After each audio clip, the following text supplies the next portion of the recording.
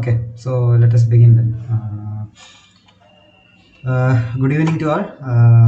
This is Kashyap. I'm one of the TAs for the course. Let us start this interactive session for the week 2. The idea is to discuss some numericals and touch upon some concepts like as much as possible, so that that particular week's content is understood better.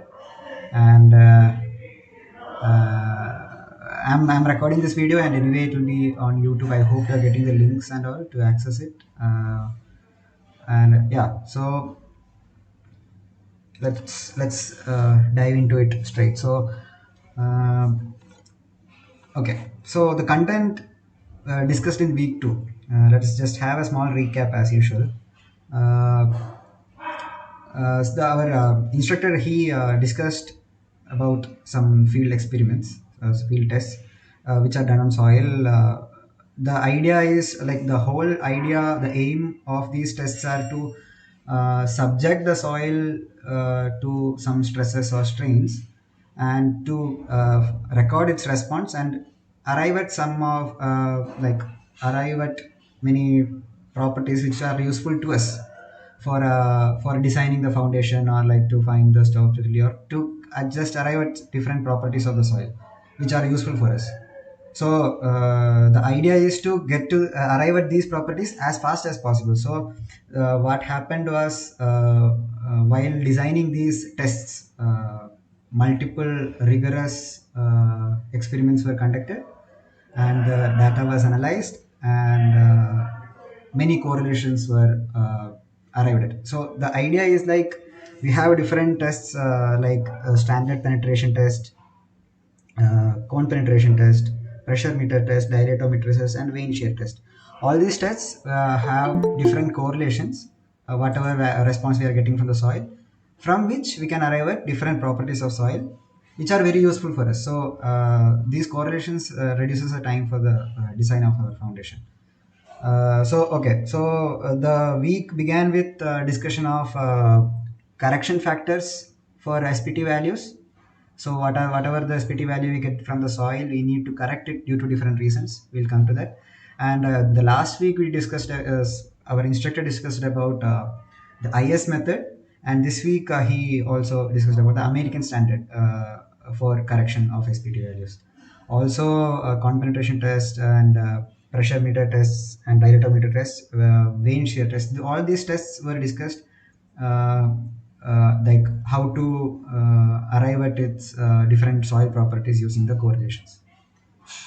Okay, so after that, he went through the different type of samples. Essentially, there are two types of samples: disturbed and undisturbed. We all know from like the way it is named. Disturbed means whenever we take sample from the soil, at whichever depth we are interested to, we cannot avoid. Essentially, we cannot avoid any disturbance.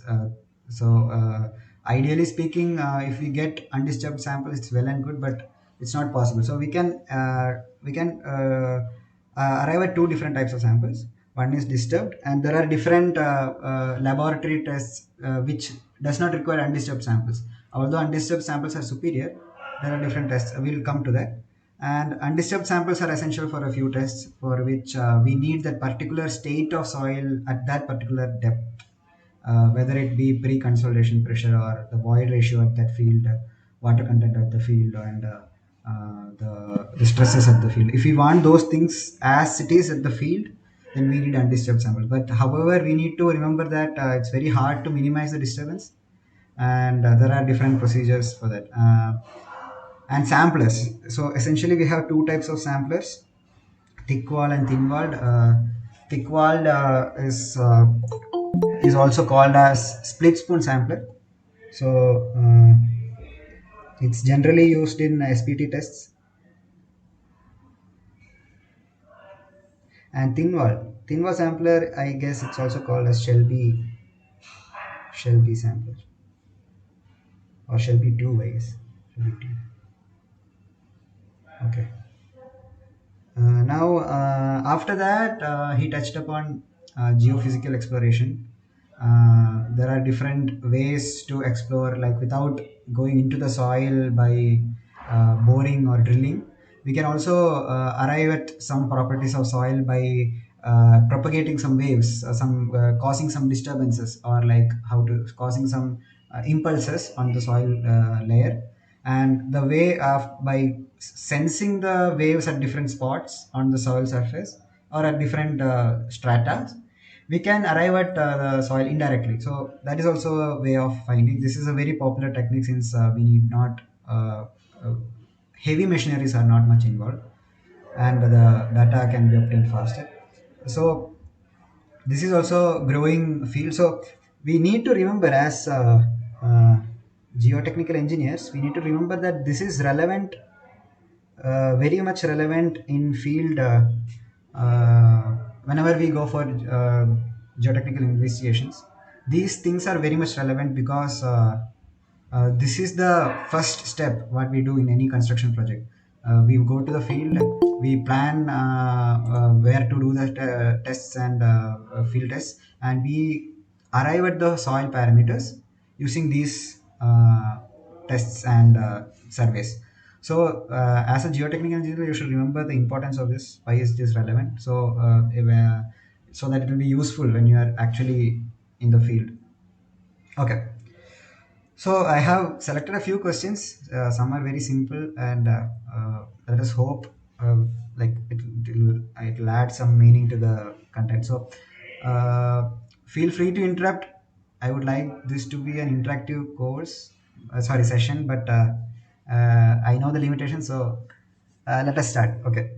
So the first question deals with SPT correction. So in the last week, as I told, we discussed about Indian IS code method for SPT corrections, but week two dealt with American standard method. So essentially, the idea is to because what happens is, like, since SPT is done in different locations by different hammers and equipments, we it is not fair to compare two different SPT values of different locations, or different even different machinery, or even different depth it will affect. So there are, we'll come to that, which are the things affecting.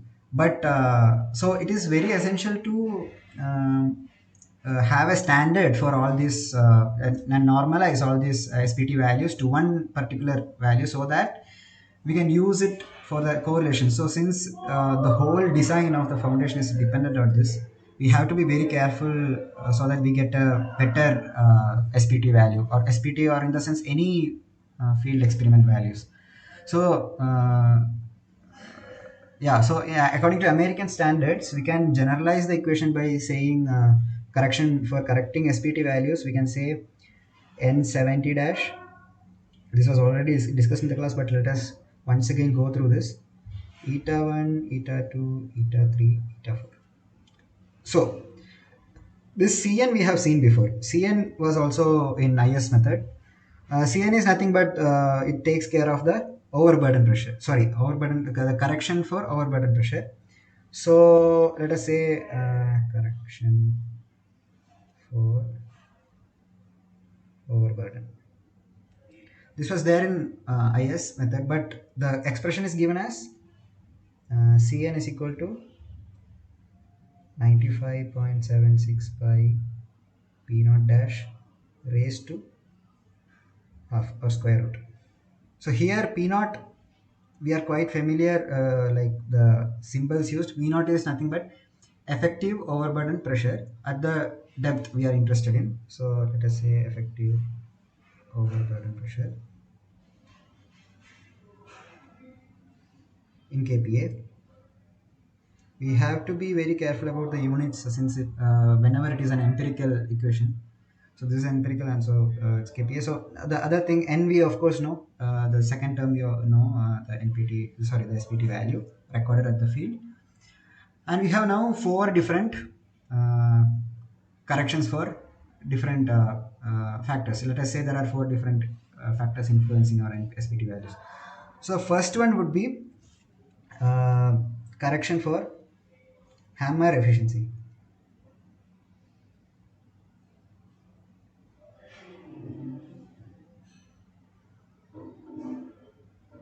We'll come to that. Hammer efficiency in the sense there are different types of hammers and different ways of uh, how to say different hammers like impart energy in different ways. So we cannot we need some standard to compare those two values. So eta 1 is for that. Eta 2 is for rod length, for different rod length. So correction for rod length. So we know that SPT is done at a particular depth. So till the depth there will be a rod connected, and above the rod we have a setup to have our to blow the rod. So that the rod length matters. That also affects our value. And uh, after that we have eta 3. Eta 3 is for correction for sampler, yeah, type of sampler. Correction for sampler type. So we know at the bottom, as we told, we know we have a split spoon sampler, and different sampler have different liners on it. So whether it has a liner or not, it will affect our SPT values, like the friction involved and all. If the soil is a different kind and the liner, it depends on the interfacial friction between the liner and the soil. So that also plays a role. And the last one is yeah, borehole diameter. Correction for borehole diameter. Oh, sorry.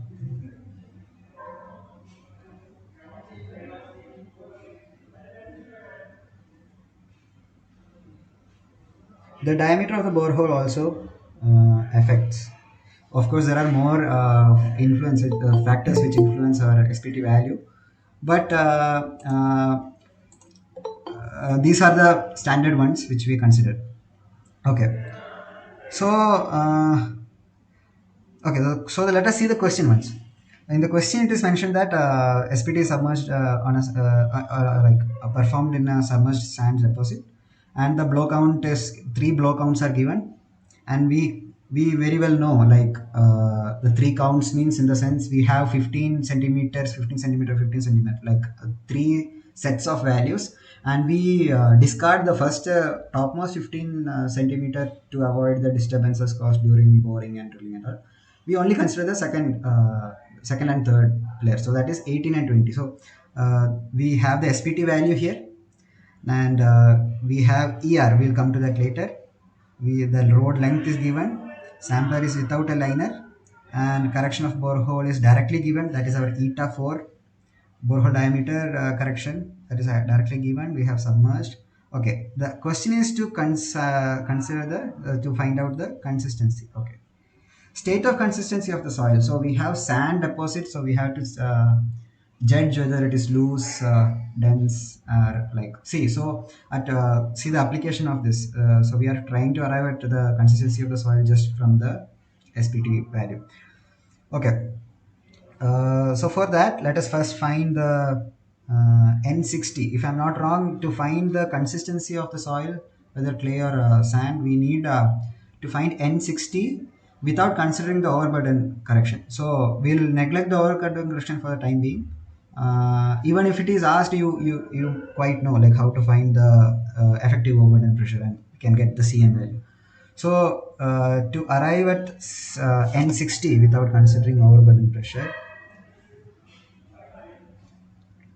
N60 is equal to Cn. We will not take the value, we will take it as 1.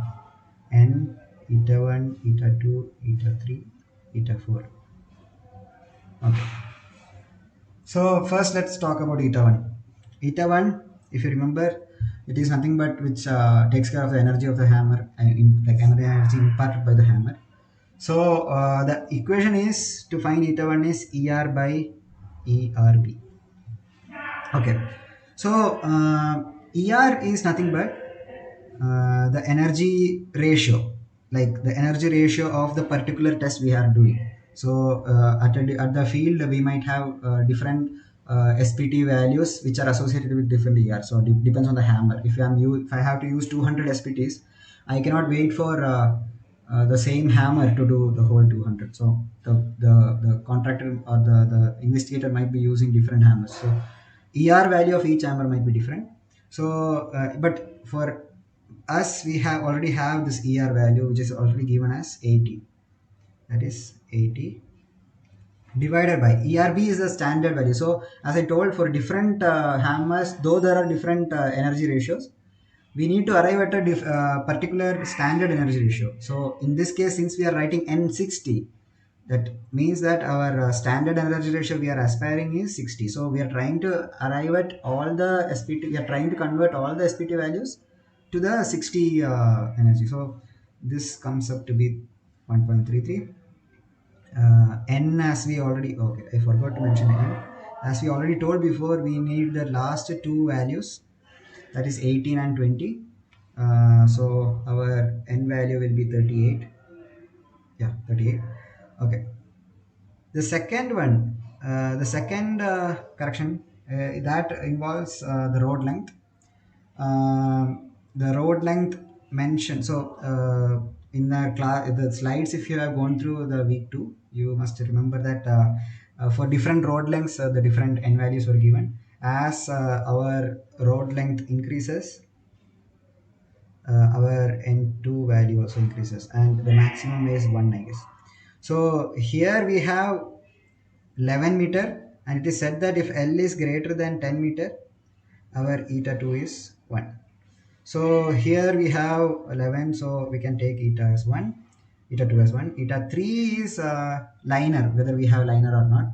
Without liner is 1, and if we have liner, it reduces than less than 1. So we have to underestimate the so that makes sense, right? So if it is contributing friction, our recorded n value will be higher. So we have to underestimate it. So n will decrease if we have, eta will decrease if we have to decrease the n value or underestimate the n value if we have friction involved. So eta value is 1 for without liner,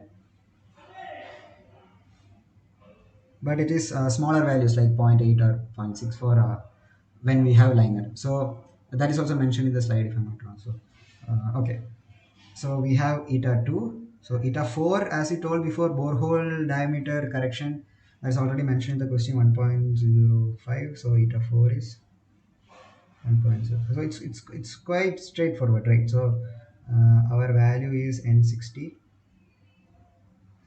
Cn will take it as 1. So we have 38 into 1.33 into 1 into 1 into 1.05.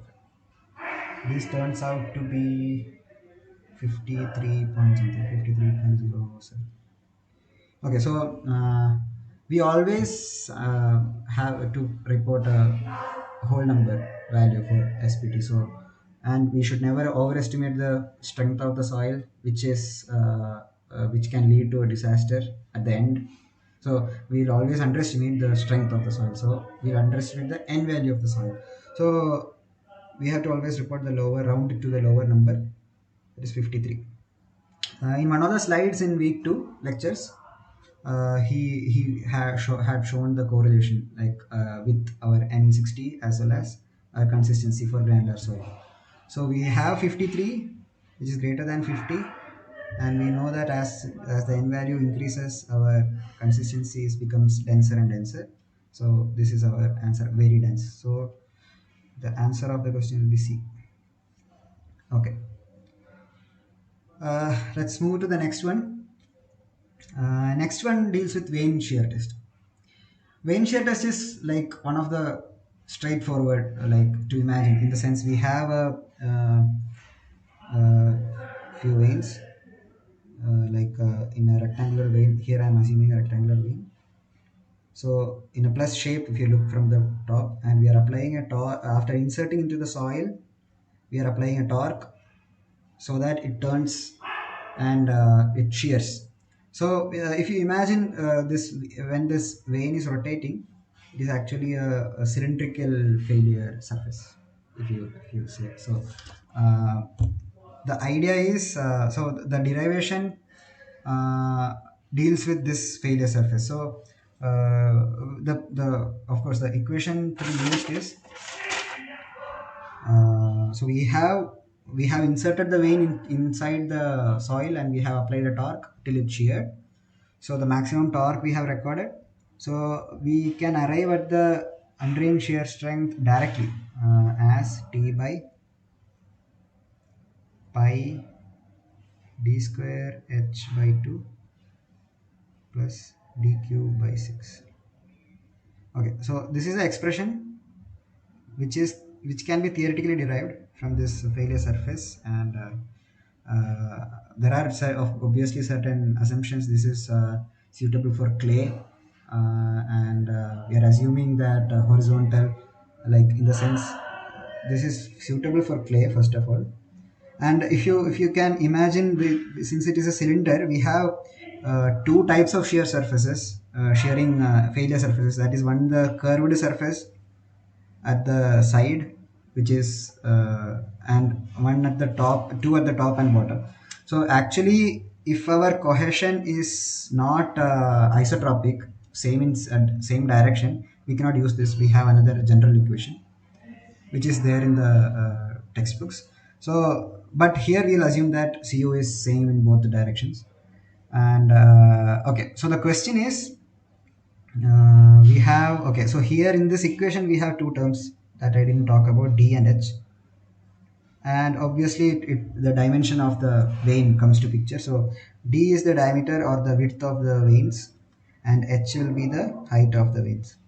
Generally, if you observe, like if you see the different veins, h will be almost twice the diameter. Okay, but in this question there is nothing much in, because question is like, we are asked, okay, so the question's height is given, diameter is given, is used to determine the undrained shear strength of the soft clay strata. Okay, that is fine. Torque is applied till failure, that was 45 newton meter, and subsequently the soil gets completely remolded, and the remolded soil is sheared at a 17. So once we have a remolded soil, obviously since it is clay, it must have, generally it will have some sensitivity, and the next attempt, if we do on the remolded soil, the strength will be lesser, since, so hence the soil is sheared at a torque of 17 at a lower value. Okay, so the question is to find sensitivity, and the hint is also already given in the question, that we all know this, sensitivity is anything when we compare the strength of a soil, sensitivity is this thing when we compare, this is more relevant for clays, uh, when we have strength, when we compare the strength of the soil of undisturbed soil with remolded soil. So remolded. Okay, so different strengths we have. We also know that QU is equal to 2C. So there is CU. So I can, since it is a ratio, I can directly write CU undisturbed by CU remolded. Okay, so since we have expression for CU already, you can see that here only the T value is changing in both the cases, remolded or undisturbed. The T value is changing. So since it is a ratio, I can neglect actually D and H, since it is constant for both the cases. We are using the same weight, right? So I can directly write actually T of undisturbed by T of remolded. So it's quite straightforward actually. What's 45 by 17? 45 by 17. This turns out to be like 2.65. Okay, so the answer is B. Uh, okay. Moving forward to the next question. We have, okay. Okay, this deals with seismic refraction test. Seismic refraction test, if you remember, it's uh, what we are doing is we are letting the wave propagate through the soil. If we have two layers, layer 1 and layer 2, it will have different densities. hence it will have different velocities. So the wave will propagate through these layers at different velocities, and it is quite intuitive to assume that layer 2 is denser than layer 1, hence the velocity through layer 2 will be higher than layer 1. So that's the general case, but there are exceptions when that doesn't happen. Like we can find a narrow seam of clay or loose sand, that is also possible. In that case, this method doesn't work out very well. So okay, so it is said that we have velocities as v1 is equal to 550 meter per second and 1445 meter per second. So multi-layer soil deposit velocities of first and second layers are given. We are supposed to find critical distance of the geophone. So we are applying a source, and the layer, the wave propagates and it hits the interface. Some of it might reflect, some might pass, and it will go further and it will come out at some stage. So we must have different geophones at different distances, that will be denoted by x. So we are supposed to plot this x and the time recorded at each geophone. So if you remember, we have this graph, a similar graph to this as we had discussed before in the lectures. So this is the distance I was talking about from the source to the geophone, and if we plot different values of different geophones, we can get uh, this curve. So in this case, we have three different layers, but in this particular question, we only have two. So the idea is like, since it is time versus distance, so it is the reciprocal of velocity, right? So the slope of this will be the reciprocal of velocity. So I can write 1 by v1, and this as also 1 by v2, the slope. Okay, so the question is, determine the critical distance xc. So here xc is, this is the critical distance. uh, the given data is like intercept time is given at x is equal to 0. What is the t naught is 10 to the power minus 2 seconds. So at x is equal to 0 at this point, this is the intersect we are talking about. Here is t naught, that is t naught is equal to 10 to the power minus 2 seconds. Now it's just a maths problem, because we know the slopes, we have to find this point. So if at all I'm writing the value of this t, uh, okay, let's change the color. If at all I'm writing the value of this t will be equal to, let us first consider this line, this first line, in the sense which deals with the our first layer. That line slope, so we know that slope of any line can be written as y is equal to mx plus c. So here m is the slope, this is quite basic. Intercept, c is the intercept. So any line can be written in this form. So here we know the slope, m is 1 by v1, 1 by v1, and the slope, okay, so x, we want critical distance, that is xc, plus our intercept. For this particular line, the intercept is 0, so we need not worry about it. And the same t can be written using this line, that is it can be written as 1 by v2, that is the slope of this second line, and our x value is xc, plus the intercept is t naught, the given intercept value. So we can equate this thing, 1 by v1 xc is equal to 1 by v2 xc, xc plus t naught. And if we bring xc together, we can get x is equal to sorry, xc of 1 minus 1 by v1 minus 1 by v2 is equal to t naught. And okay,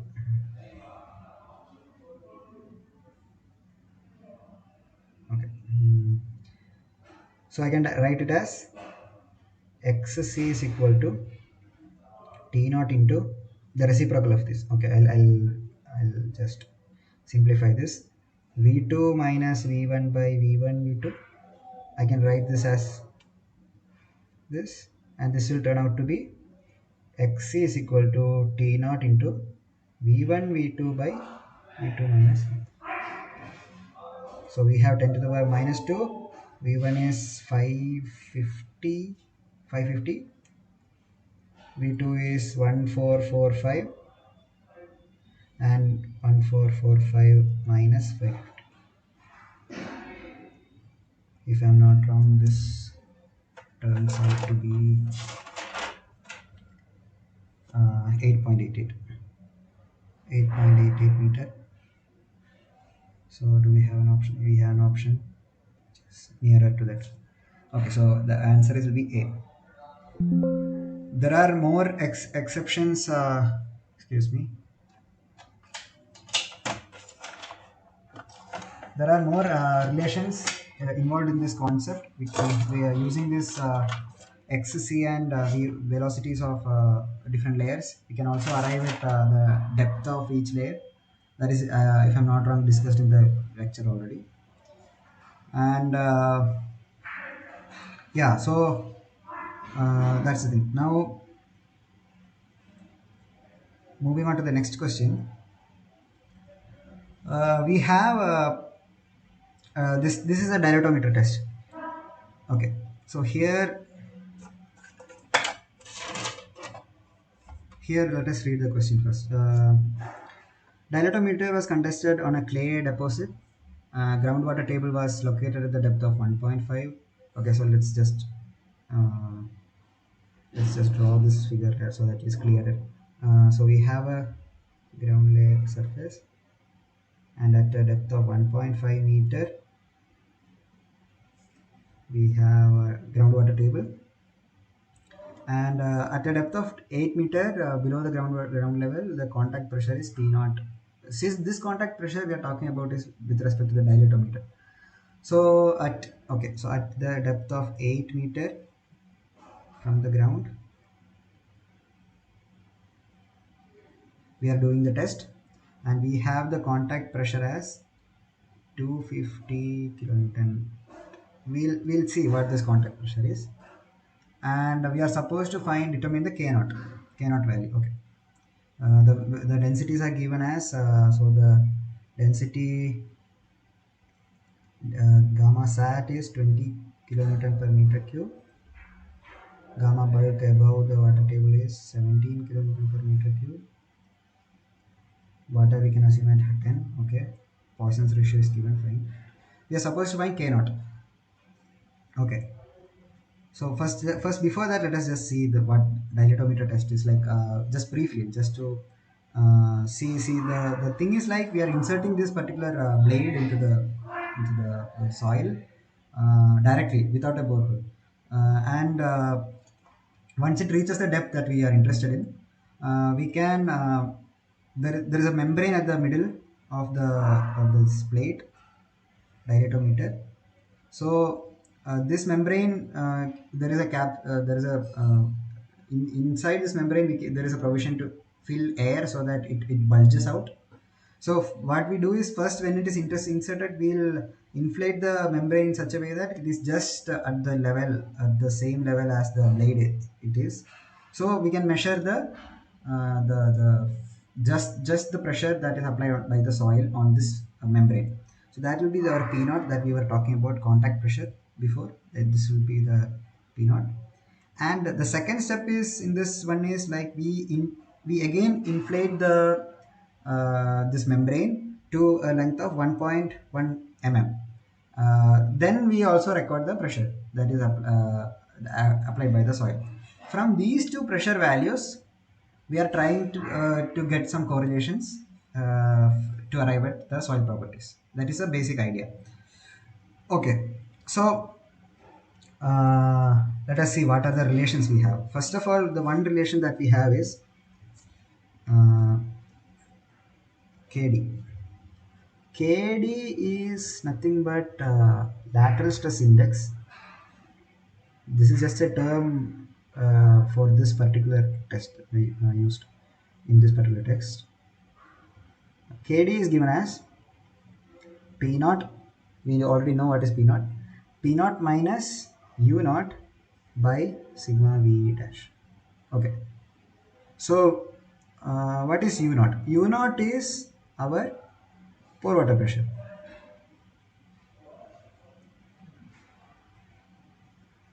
Sigma V dash, we know it's a general symbol used for effective overburden pressure.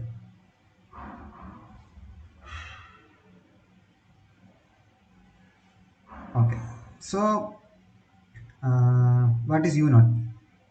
Here, U naught is nothing but the pore water pressure. So at the depth we want water. If I'm using the hydrostatic pressure due to the water at this depth, this pressure is U naught. This can be defined as the density of water into the distance, the depth. So the depth is 6.5 meter. That is 8 minus 1.5, I guess. Yeah. So that's 6.5. So it will be gamma W into 6.5. That will be 10 into 6.5, which is 65 kPa. This is our pore water pressure at this depth. What else do we need? We need sigma V. That is effective overburden pressure. We are quite familiar how to find sigma V. Sigma V can be found out as sigma V dash. The first layer, that is 1.5 meter of bulk density, that is 17, plus the rest 6.5 meter is submerged weight we have to consider since it is below water table, and so that will be 20 minus 10 into 6.5. This turns out to be 95. Yeah, this turns out to be 90.5 kPa. So if we substitute it here, we know that P naught is equal to 250 minus U naught is 65 divided by 90.5. We will get a value 2.044.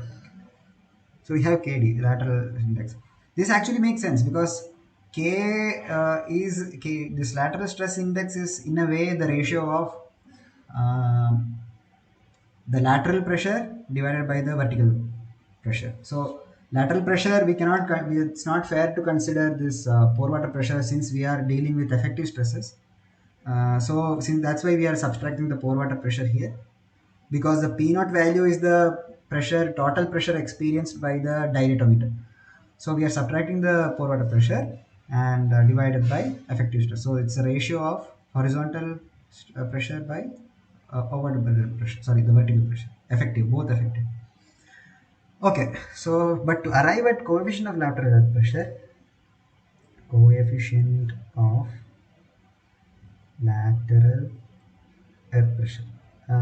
If you are not familiar with this term, it will be arriving very soon. Uh, but this is actually the ratio of what I was talking about, the horizontal stress by the vertical stress, the actual value. This is just an index that we are using for dilatometer, but the actual lateral coefficient of lateral earth pressure is K naught. This is the ratio of effective horizontal stress by effective vertical stress. The idea is like if we know the vertical overburden stress, we can arrive at the horizontal stress. That is the idea. To find the K naught, we need K naught value in many of our calculations. We'll find that in the further due of the course. Okay, so K naught is given as KD by 1.5 to the power 0.47 0.6. I know this quite looks quite weird because of these numbers, but this is an uh, empirical equation like formed by this Marchetti. Marchetti is an Italian engineer who developed this particular test, and according to his equation, these are the numbers. But there are number of researchers who came up with different constants instead of these values. Uh, So but this is the most popular one, and yeah, so k naught is given as this. So if we are substituting k naught value here, uh, kd value 2.0442 divided by 1.5 raised to 0.47 minus 0.6, we'll arrive at a value of 0.556. Okay, this is the k naught value. So the answer will be B. Here, this is just one term. There are more correlations used to arrive at different terms, like OCR. Uh, OCR is a term very important for clays. The idea is the thing is over consolidation ratio. That is like when, since we have a term called pre-consolidation pressure. That is the clay. To be very blunt, the clay behaves in different ways if it has experienced a higher pressure before in its history. So we need to define whether what is that ratio. So that is this over consolidation ratio. That is the past pressure, that is a pre-consolidation pressure, that is consolidation pressure divided by the present existing present pressure, because it the clay behaves in a different way in these two conditions. So this OCR, to find this OCR also we have a correlation, that is OCR equal to zero point 0.5 kd raised to 1.6. Again, these numbers are empirical, so there are multiple expressions similar to this. We also have an expression for elastic modulus. Elastic modulus E is written as 1 minus mu square ED. Here uh, mu square is, that's why we are given provided with mu square, so we can extend this question for this also. Ed is nothing but again an index, just as we had kd. Ed is given as 334.7 into p1 minus p0. So this is where the other pressure is coming into picture. This second pressure is coming into picture in the expression for ed. So there are more correlations. These are a few important ones. If at all we are not familiar with this OCR and K naught, there is no need to worry. It's coming in future. However, the idea is like just with these two values, P1 and P2, we can arrive at different properties of soil. That is the use of electrometers. Uh, Okay, so we are at 6:47. Okay, so we for just for uh, some interaction, we let us try for some few simpler, like not numerical, some MCQs we'll go for. Uh, this is a question which deals with these tests. If you don't mind, can anyone try to attempt or like say the answer, or like even if it is wrong, it's fine. If you don't hesitate, I appreciate it. Anyone is fine. Okay. No one. Okay. The question is like a borehole. Like we have touched upon it before. Which are the tests which is not performed in a borehole? Like this is pressure meter test. If you remember properly, in pressure meter test, it is the whole setup is inserted inside a borehole, and it is allowed to inflate, and the pressure acting on the surface is using a sensor, it is taken. So we need a borehole for that. SPT also, this is integral to the drilling process, boring process. So after we reach our required depth, at a required depth, we start boring directly, and when we reach 1.5 meter interval, or like if we want to have the SPT value at a particular depth, we stop at the boring there, and we insert the split spoon sampler. Then we apply our blows on the road, which is connected to the split spoon sampler. So essentially it needs a borehole. So it's not SPT. Vein shear test, as we told before, that is also conducted on at the base of a borehole. So after it is reached, we insert the vein at a particular, yeah, at this. That's how it is inserted. Then we are applying the torque. So for that also we need a borehole. The answer is for this question is CPT. So that is cone penetration test. Here we are directly, whether it be dynamic DCPT, dynamic cone penetration test, or static, whatever it is, or in both the cases, we are directly driving the cone into the soil. Okay, that's with that. So yeah, so this is a slide from that particular lecture. So it's quite clear for all these three things we need borehole. These For all these three SPT, VST, and PMT, we need boreholes. Con penetration test as well as dilatometer test, we need not have. We are driving into the soil, and dilatometer, if you remember, it's more suitable for clays and all, for loose soils, because it's very loose sand or clay, soft clays, because it's very hard to drive it, and yeah, so we are driving it directly into the soil. We'll just go for one more problem. This is just another MCQ. Disturbed sample cannot be used for which of these uh, options? Like, uh, anyone would like to attempt? Uh, we are only three, right? Uh, Excluding me. Okay, fine. Okay, so essentially the question is, which of these tests need undisturbed sample? Only one of these tests actually needs undisturbed sample. Let us see why. In the sense, the first one is grain size distribution. So when we say grain size distribution, we have sieve analysis, and sedimentation analysis.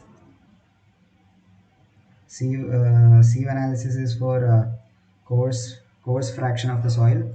This is for fine fraction. So for both the cases, it's quite evident that we are not concerned about how it was in the site.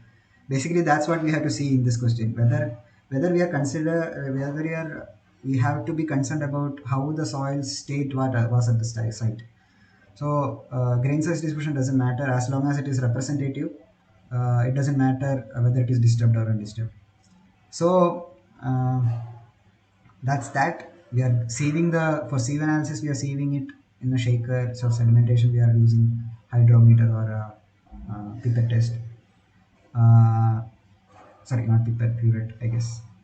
Then liquid limit and plastic limit. In liquid limit and plastic limit, if you know, we are taking 425 micron passing soil, and we are using Casa Grande apparatus for liquid limit. For liquid limit, Casagrande apparatus, or we can also use cone penetration apparatus. It's like a fall cone test. That is also possible. For both the tests, we are creating. Okay, for plastic limit, we are using our hands. It's a manual method for plastic limit. For both the cases, we are creating a paste of soil. So, okay, we are adding water to the portion 425 micron, and we are creating a paste of the soil, and we are arriving at this. Uh, so the thing is like, for this also, we are not concerned whether it is disturbed or undisturbed. Anyway, we are disturbing it. So the ideally the value of our the results of these tests should not matter with whether it is disturbed or undisturbed. Specific gravity test is also like, it doesn't matter, because we are dealing with the mass of the soil. It will not change whether it is disturbed or undisturbed, as far as it is representative. The density is uniform in that sample. as far as the sample is representative of the actual field soil. The only thing is consolidation, which is odd one out here. That needs undisturbed sample. The reason is we know the phenomenon consolidation. It's dependent on many factors like permeability. In that void ratio is involved, void ratio, or we can also say, since consolidation mainly deals with clays. Sorry, since consolidation mainly deals with clays, we can also say pre-consolidation pressure. We can again write more things to this, but like many things like these are influence our consolidation parameters of the phenomenon. So if you imagine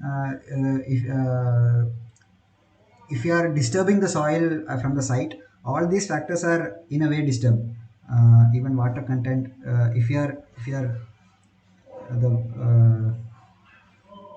but water content doesn't matter much because for consolidation the water content the saturation has to be ideally one, but if you need field water content, again we have to close it properly. Anyway, the idea is it has to be undisturbed because permeability and void ratio, these things are dependent on the soil structure. This soil structure needs to be preserved. Soil structure of the soil uh, needs to be preserved till bring it to the lab, and we mount the specimen on the test setup. We need the soil structure to be preserved ideally.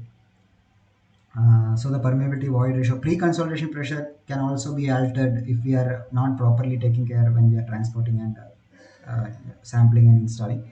So the idea is uh, these things influence the results. So we need to be concerned about whether it is disturbed or not.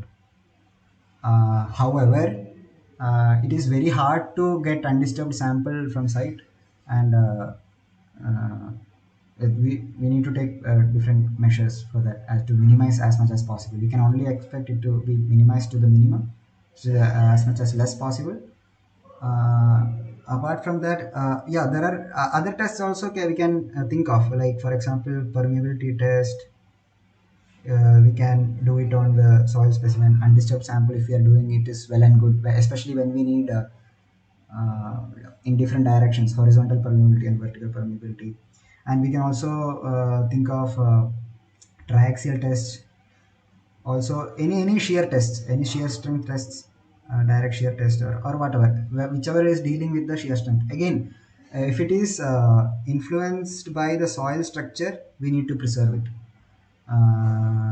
Okay, so there are different tests which we needs disturbed and undisturbed. The relevance of this question is like while doing our site investigation, we need to have an estimate of like how much of disturbed sample we need and how much of undisturbed we need. Disturbed sample, of course, it won't be much of an issue as far as we have the amount, because anyway it is disturbed.